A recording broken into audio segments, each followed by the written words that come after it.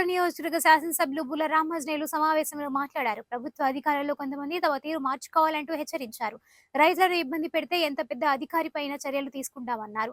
ప్రతిపక్షాలు కావాలని విమర్శలు చేస్తున్న ఈ ప్రభుత్వం వచ్చి ఇంకా 4 నెలలు కూడా కాలేదంటూ తెలియజేశారు. ప్రతి కార్యకర్తపై ఉన్న కేసులను త్వరలో మాఫీ చేపిస్తామని కార్యకర్తలకు భరోసా ఇచ్చారు. ప్రతిపక్షాలు చేసే విమర్శలను కార్యకర్తలు తిప్పికొట్టాలని హెచ్చరించారు.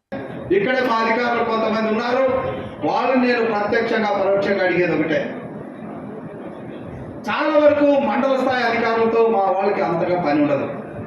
గ్రామ స్థాయిలో ఉండేటటువంటి విఆర్ఓ, గ్రామ స్థాయిలో ఉండేటటువంటి పంచాయతీ సెక్రటరీ, గ్రామ స్థాయిలో ఉండేటటువంటి ఫీల్డ్ అసిస్టెంట్, గ్రామ స్థాయిలో ఉండేటటువంటి అంగన్వాడీ వర్కర్, గ్రామ స్థాయిలో ఉండేటటువంటి యానిమేటర్, ఈ పంచభూతాలు సెపరేట్ కావాలి.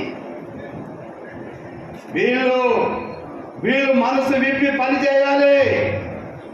మనసు మార్చుకోండి. 5 సంవత్సరాల్లో మిమ్మల్ని పనులు అడగల, ఎందుకంటే అది పనిచేసే ప్రభుత్వం కాదు, అందుకే పోయింది. ఇది పనిచేసే ప్రభుత్వం. ప్రజల గురించి ఆలోచన తప్ప ఈ ప్రభుత్వానికి వేరే ఆలోచన లేదు. దోచుకోవడం తెలీదు, దాచుకోవడం తెలీదు, ఏమి తెలియదు. ఏదున్నా ప్రజలకు మేలు చేయాలి. కాబట్టి అధికారులు మీరు మాతో కలిసి పనిచేయండి.